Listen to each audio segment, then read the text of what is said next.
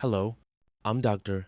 Robert Miller, a practicing internal medicine specialist for the past 42 years. At 84 years old, I'm still actively seeing patients, and what I've witnessed in recent years fills me with a genuine and pressing concern. I've seen a surge in older adults whose health is rapidly declining due to misconceptions about eating meat.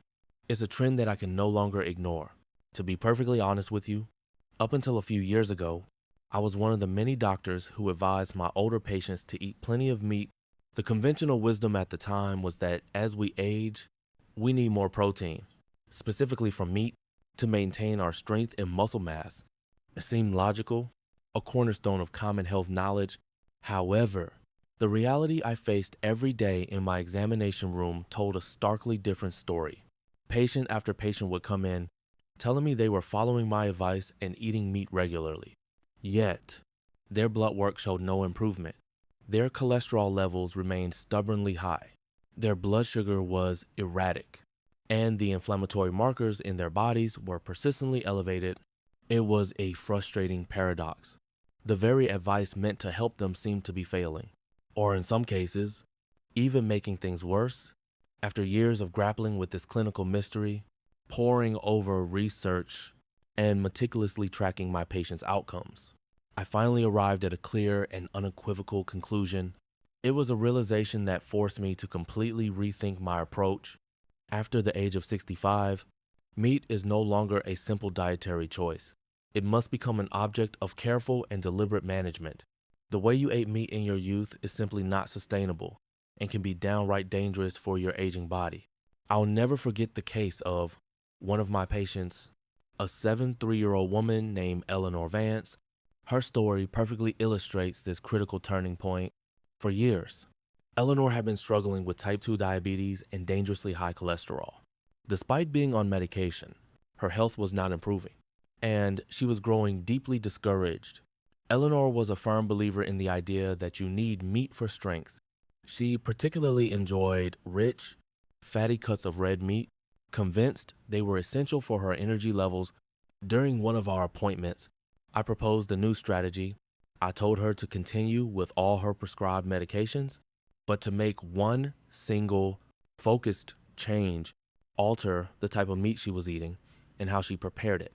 I suggested she swap out the fatty red meats for boiled or poached chicken breast and white fish, and also to reduce the frequency of her meat consumption overall. Her initial reaction was one of pure resistance. How am I supposed to live on food like that? She protested, clearly dismayed by the thought of such a bland diet. It took a long, heartfelt conversation where I carefully explained my reasoning and the changes I was seeing in my other patients, but she finally, reluctantly, agreed to give it a try. The results were nothing short of astonishing. Within 6 months after years of stagnant numbers, her blood sugar levels stabilized completely, and her cholesterol dropped into a healthy range. During her follow-up visit, Eleanor was beaming. She laughed and said, "I can't believe just changing the kind of meat I ate could make my body feel so much lighter and more energetic. I never would have thought it was possible." Eleanor's story is not about completely eliminating meat. It's about being smarter. It's about adapting to the real physiological changes happening inside your body and choosing the right kinds of protein that work for you, not against you. Today, I want to share with you the specific, concrete guidelines I developed from decades of experience. I urge you to listen carefully, without skipping ahead, and to truly absorb this information. Please take what you learned today and apply it to your daily life. I am confident that this knowledge will be more valuable to your long-term health than any expensive supplement or fad diet. If you find this information helpful, I hope you consider sharing it. As it helps me reach and help more people who need to hear this message, your support allows me to continue preparing and sharing vital health information. Think for a moment about the meat on your own dinner table. Has there ever been a small, nagging voice in the back of your mind wondering if it was truly good for you? My sincere hope is that our conversation today will provide a clear, definitive answer to those long-held worries and questions. Chapter 1. The Potential Poisons. Meats to Avoid. After 65, As we cross the threshold of 65, our bodies undergo a multitude of physiological shifts. Our metabolism slows, our digestive system becomes less robust, and our ability to process certain foods diminishes. Foods that we once ate without a second thought can suddenly become a significant burden on our systems. This is especially true for meat.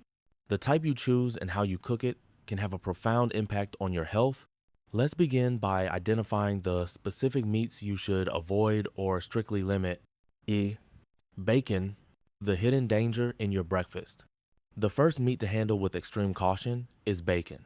For many, it's the quintessential breakfast food, quick, savory, and satisfying. But behind that convenience lies a hidden threat to your health. Classifying it as a potential carcinogen, bacon is a processed meat made by curing pork belly with salt and then smoking it. During this process, a host of chemical additives are used to preserve the meat, enhance its flavor, and give it that characteristic reddish-pink color. The most concerning of these is sodium nitrite. This preservative is recognized by the International Agency for Research on Cancer (IARC), a part of the World Health Organization, as a key ingredient that can lead to the formation of carcinogenic compounds. When heated, nitrites can combine with amines, which are naturally present in meat, to form nitrosamines. These are potent cancer-causing agents, and the IARC has classified processed meats like bacon as a Group 1 carcinogen, placing it in the same category as tobacco smoke and asbestos for its definitive link to cancer, particularly colorectal cancer. Furthermore, bacon is incredibly high in saturated fat and sodium. A single serving can contain a staggering amount of salt, which is detrimental for anyone trying to manage their blood pressure. I had a patient, a 69-year-old man named George Williams. For decades, his morning ritual was unshakable: 3 strips of crispy fried bacon alongside his scrambled eggs. "You've got to start the day with protein," he'd always say with confidence. "It's what gives me my energy." However, during a routine health screening, his doctor discovered multiple polyps in his colon. Thankfully, they were caught at an early stage, but the gastroenterologist pointed to George's lifelong bacon habit as a primary risk factor. George was devastated. "I just ate it because it was easy and tasted good," he told me, completely disheartened. "I never imagined it could lead to this." If you find it difficult to give up the convenience and taste of bacon, the first step is to drastically reduce how often you eat it. A far healthier alternative for a quick protein boost is to have pre-cooked chicken breast on hand. You can boil it ahead of time, shred it along the grain, and add it to a salad or gently warm it up. This provides high-quality protein without the dangerous additives. If you absolutely must have bacon, try boiling it briefly before frying. This can help to remove some of the fat, salt, and chemical additives. But here is a critical warning: never eat bacon on an empty stomach. When your stomach is empty, your body may absorb the chemical additives more rapidly.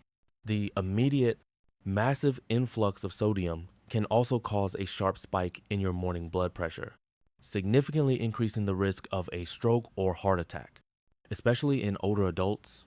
And there's another danger: when bacon is fried until it's dark and crispy, a harmful compound called advanced glycation end products, AGEs, is formed. AGEs are a major driver of systemic inflammation in the body. They damage cells, accelerate the aging process, and contribute to a host of chronic diseases. So, are you putting this convenient but dangerous food on your table every morning? If you now understand the health risks hidden behind that sizzle, I implore you to start considering healthier options today. Are fried pork cutlets the crispy destroyer of blood vessels? The second meat to be wary of is the fried pork cutlet. That satisfyingly crunchy exterior conceals a substance that can wreak havoc on your cardiovascular system. When pork is coated in breading and deep fried in high temperature oil, 2 very harmful substances are created in large quantities: trans fats and oxidized lipids.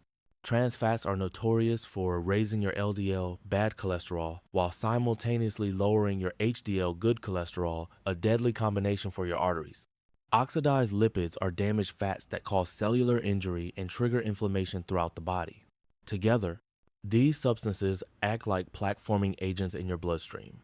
They contribute to inflammation in the walls of your blood vessels and promote the buildup of atheroma, a sticky, fatty substance that narrows and hardens the arteries.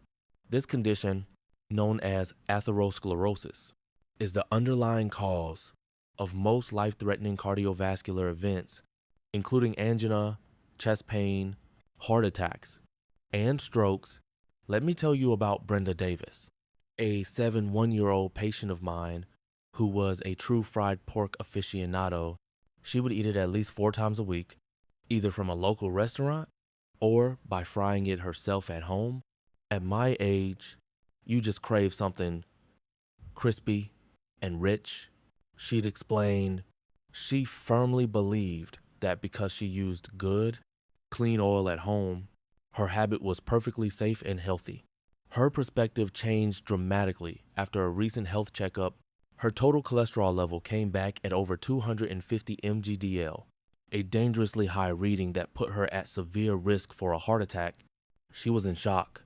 Her doctor immediately recommended medication and strongly advised her to stop eating all fried foods, especially her beloved pork cutlets. If you must eat something similar, there are far healthier preparation methods. Instead of deep frying, try coating a lean pork loin in breadcrumbs and baking it in the oven or using an air fryer, which requires little to no oil. Even then, you should limit this type of meal to once or twice a month at most. A much better alternative is to switch to healthier proteins altogether. Consider grilling or steaming oily fish like salmon or mackerel, which are rich in heart-healthy omega-3 fatty acids. Tofu, a fantastic source of plant-based protein, is also wonderful when boiled or baked. Please understand that even frying pork at home in fresh oil does not eliminate the danger. The high heat cooking process itself is what generates the harmful AGEs and denatured fats. Furthermore, no matter how good the oil is, if it's reheated multiple times, it begins to break down and can produce carcinogenic substances. And let's not forget the sweet sauces often served with these cutlets, which are typically loaded with hidden sugar and sodium. There's an old joke that even a shoe would taste good if you fried it, but we must seriously consider the price we pay for that momentary crunch. How deep are the scars we are inflicting on our blood vessels for a fleeting pleasure? Sand, sweet marinated ribs, the hidden sugar, and salt bomb. The third type of meat to be extremely cautious of is the popular dish of sweet marinated ribs often found in cuisines like Korean barbecue, known as kalbi. While a staple at celebrations and family dinners, this dish is, in reality, a bomb of sugar and salt.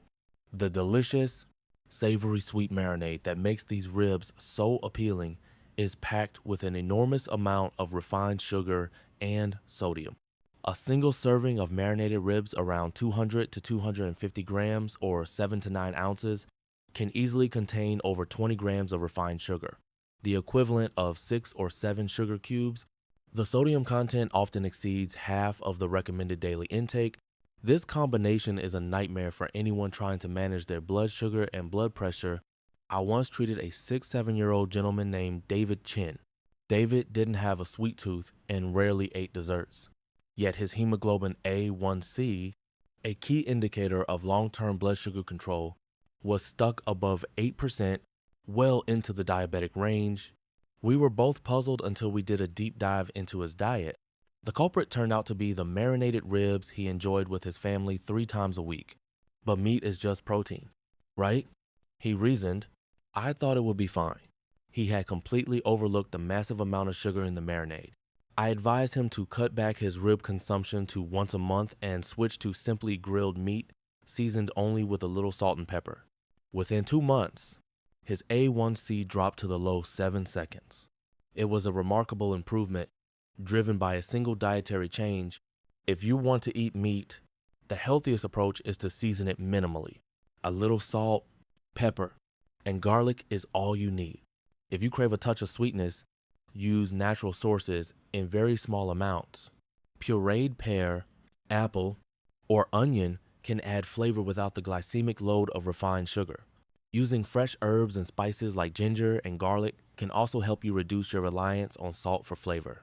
Be especially careful if you eat marinated ribs with side dishes like white rice or sweet cold noodles. This combination of refined carbohydrates and sugar creates a perfect storm for a massive post-meal blood sugar spike. This surge puts immense strain on your pancreas and dramatically increases the risk of diabetic complications over time. A good strategy is to always eat a large portion of non-starchy vegetables with your meal to help slow down the absorption of sugar and buffer the glycemic response. That sweet and salty glaze clinging to the ribs is undeniably delicious. But now that you know what it's doing to your body, is that moment of pleasure truly worth the long-term cost? So, pork belly samgyeopsal, the merciless assault on your liver and heart. The fourth and final meat on our avoidance list is pork belly, often celebrated, particularly in Korean cuisine, as a comfort food. It is, in fact, an unforgiving assault on both your liver and your heart. Pork belly has an extremely high fat to protein ratio. The majority of this fat is saturated fat, the kind that directly raises your LDL cholesterol levels and is a primary contributor to arterial plaque. But the danger doesn't stop there. When pork belly is grilled over high heat until it's charred and crispy, a class of powerful carcinogens known as polycyclic aromatic hydrocarbons PAHs, including the notorious benzopyrene, is formed. These substances are a significant and often overlooked risk factor. This reminds me of Frank Miller, a 72-year-old patient who used to say he couldn't live a single day without his pork belly. Nearly every evening, he would grill a large portion of it and wash it down with a few glasses of hard liquor. Even after his physicals came back with warnings for fatty liver disease and high cholesterol, he refused to change his ways. Then, one night, he was rushed to the emergency room with sudden, crushing chest pain and shortness of breath.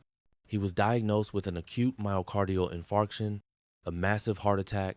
Fortunately, the doctors were able to intervene quickly and save his life, but the experience served as a brutal wake-up call, forcing him to finally confront his lifelong dietary habits.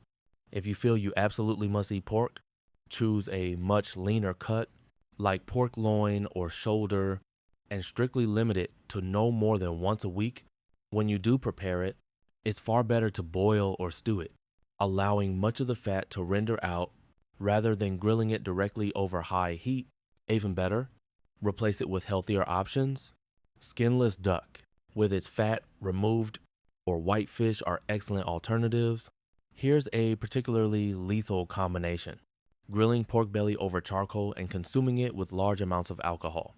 This delivers a devastating 1-2 punch to your liver. The charcoal grilling dramatically increases the formation of carcinogens, while the alcohol cripples the liver's ability to break down fat. This accelerates the progression of fatty liver disease and can eventually lead to cirrhosis or even liver cancer. The excessive fat intake also places a heavy burden on your pancreas. Have you ever found yourself saying, "I just can't live without my pork belly"? If you truly value your health, now is the time to face its dangers and make the decisive choice to change your habits. Chapter 2: The Medicinal Proteins, What You Should Be Eating. After 65, now, this doesn't mean all meat is bad for you. Not at all. When chosen carefully, cooked properly, and eaten in moderation, protein can be a powerful ally in maintaining your health and vitality in your senior years. It can be a superb source of nutrients that protect your muscles and fuel your energy. Let's explore the 4 types of protein that should be on your menu. Boiled or poached chicken breast, the guardian of your muscles. The first and most highly recommended protein source is boiled or poached chicken breast. Think of it as a pure, high-quality building block for preserving your body's strength. Chicken breast is exceptionally low in fat and packed with lean protein, making it incredibly effective for combating age-related muscle loss or sarcopenia. Maintaining muscle mass as we age is not just about strength. It's absolutely critical for a healthy metabolism, stable blood sugar, a strong immune system, and, most importantly, preventing falls and fractures that can be devastating to an older adult's quality of life. Chicken breast contains a well-balanced profile of essential amino acids, especially the branched-chain amino acids BCAAs that are vital for muscle synthesis. It's also very easy to digest, which is an important consideration for a senior's digestive system. If you find plain chicken breast to be dry or unappetizing, there are many ways to prepare it. Try poaching it gently in water or broth infused with flavorful aromatics like bay leaves, peppercorns, and a slice of onion. Once cooked, you can shred it and toss it into a fresh vegetable salad. Add it to a nourishing soup made with a low-sodium vegetable broth, or chop it finely for a nutritious porridge. Seasoning it with herbs, spices, or a pinch of curry powder instead of salt is another excellent way to add flavor without compromising your health. R. Duck stew, the healthy meat that cleanses your blood vessels. Our second recommended protein is duck. Prepared correctly, it's a remarkably healthy meat that can actually help clean your blood vessels. Compared to most red meats, duck contains a higher proportion of unsaturated fats, which are beneficial for your heart. Specifically, it's a good source of oleic acid, the same healthy fat found in olive oil and omega-3 fatty acids. These healthy fats help to lower LDL cholesterol and improve blood circulation. Duck is also rich in vitamin A and various minerals that are essential for a robust immune system. The key to eating duck healthily is in the preparation. Using a pressure cooker or slow cooker to make a stew is an ideal method. You can cook it with nourishing ingredients like medicinal herbs or simple vegetables. It is absolutely crucial that you remove all visible fat from the soup or stew before eating. The goal is to consume the lean meat itself, not the rendered fat. The skin should also be removed. The resulting broth, once skimmed of fat, can be used to make a delicious and nutritious porridge. San, beef round, the hidden hero for anemia and memory. The third protein on our list is beef round. This specific cut of beef is a hidden powerhouse that can boost your iron levels and help protect your cognitive function. Among all the cuts of beef, the round is one of the leanest. It's a low-fat, high-protein choice that is also an excellent source of heme iron, which is found only in animal products. It's far more easily absorbed by the body than the non-heme iron found in plants. This makes it particularly effective for preventing iron deficiency anemia, a common condition in older adults that leads to fatigue and weakness. Furthermore, beef round is packed with B vitamins, especially vitamin B12, which is critical for maintaining nerve function and protecting memory. Deficiencies in B vitamins have been linked to cognitive decline in the elderly. Because this is a very lean cut, it can become tough if you grill or pan fry it. The best ways to cook it are methods that use moisture and low heat. Thinly slice it and use it in a gentle stir-fry shabu-shabu style with a low-sodium soy sauce marinade, sweetened with a bit of fruit puree instead of sugar. Alternatively, you can cook it whole in a pressure cooker or slow cooker to make a tender pot roast or stew. You can then slice the tender meat and serve it with fresh vegetables. Finely minced beef round is also perfect for making meatballs for soup or adding to a hearty vegetable stew. Sit. Mackerel, the ocean's medicine for your brain. Our fourth and final recommendation is mackerel. While technically a fish, not meat, its outstanding protein content and profound health benefits make it an essential part of this discussion. Think of it as medicine from the sea, specifically for your brain. Oily fish like mackerel are incredibly rich in omega-3 fatty acids, particularly DHA and EPA.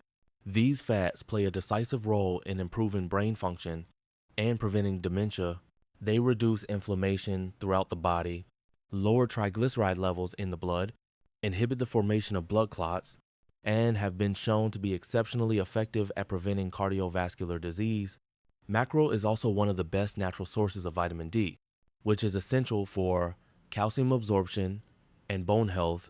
Aim to eat a moderately sized piece of mackerel 2 to 3 times per week. The best preparation methods are grilling or simmering. Season it with minimal salt before grilling. Alternatively, you can simmer it with vegetables like daikon, radish, or cabbage, which helps to reduce the fishy odor and creates a nutritionally balanced meal. Steaming and baking are also superior to frying, as they help you avoid unhealthy fats and excess sodium. Conclusion: the core of health management in the second half of your life.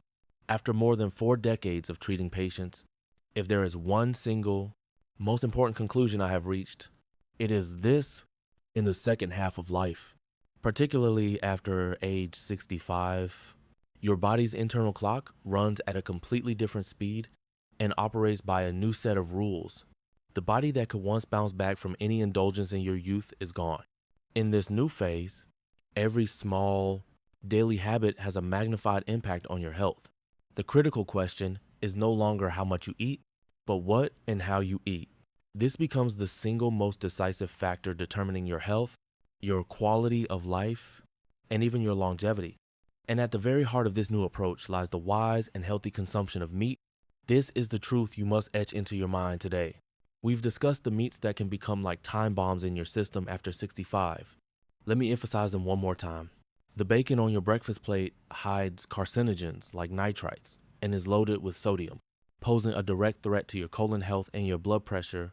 The crispy, delicious fried pork cutlet is a vessel for trans fats and oxidized lipids that clog your arteries, leading to catastrophic vascular damage. The sweet and savory marinated ribs you craved at gatherings are, in truth, a block of sugar and salt, designed to send your blood sugar and blood pressure soaring. And finally, the beloved pork belly attacks your liver and heart with its overwhelming load of saturated fat and the carcinogens produced during high heat grilling. If you continue to enjoy these foods carelessly and frequently, you are essentially creating an internal environment where disease can thrive. You are lining your blood vessels with grease, sending your blood sugar on a chaotic roller coaster, and fanning the flames of systemic inflammation. I beg you, do not take my words lightly. Please, make a conscious effort to distance yourself from these dangerous meats. But this is not a message of despair. It is a message of hope. We also talked about the good proteins, the ones that can act as medicine for your body. Remember the lean, pure protein of poached chicken breast, a true guardian that protects your muscles and shores up your immune system.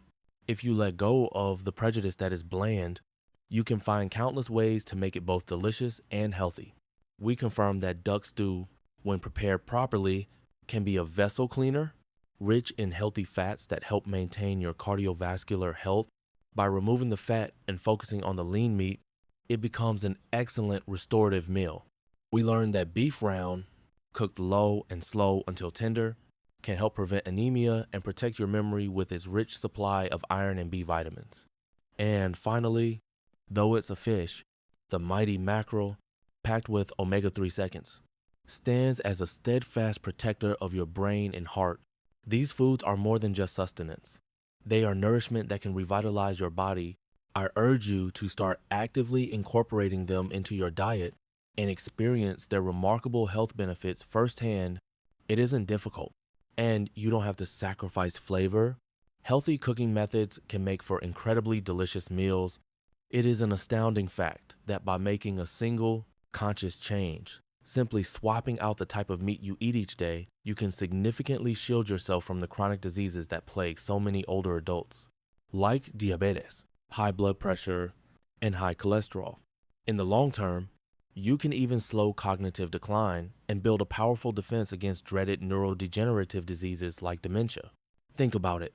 The simple act of replacing your morning bacon with boiled chicken breast radically reduces your intake of carcinogens and sodium, dramatically lowering your risk of colon cancer and stroke. Choosing a tender duck, stew, or boiled beef for your weekend dinner instead of greasy pork belly drastically cuts down on saturated fats, slowing the progression of atherosclerosis and protecting your precious heart. This is not wishful thinking. This is scientific fact, proven by countless research studies and confirmed by the clinical experience I have witnessed with my own eyes in my practice for over 40 years. Tonight, after you finish this, I want you to do something for me. I want you to walk over to your refrigerator and open the door, take a long, hard look inside. What kinds of meat do you see? How are you planning to cook them? Are the very meats I warned you about today, the bacon, the cutlets, the marinated ribs, the pork belly taking up prime real estate in your fridge and freezer? On the other hand, are you hesitant to buy chicken breast, duck, or beef round because you're not quite sure how to prepare them? Starting today, make a change. Put poached chicken breast on the table instead of bacon. Prepare a lean duck stew or tender boiled beef instead of pork belly. Choose a simply seasoned, grilled piece of meat with herbs and a little salt instead of sugary marinated ribs.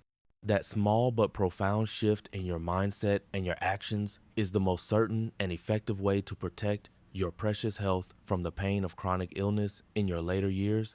Change may feel inconvenient at first, but its reward is the sweet and priceless fruit of good health, a reward with which nothing else can compare. So, I ask you now, which single meat on your table will you change first? That one courageous first step will be the grand beginning that opens the door to a healthy, vibrant life for decades to come. Don't hesitate. Your health will not wait for you. Please, start right now. In my next discussion, I will address another topic that many older adults are curious about, but find it difficult to get accurate information on. The three types of fish that can actually be toxic to your body after 65. The fact is, not all fish are good for you, and the reasons why will surely surprise you. Please look forward to it. Thank you for listening to me today. I wish you all constant health and peace in your daily lives.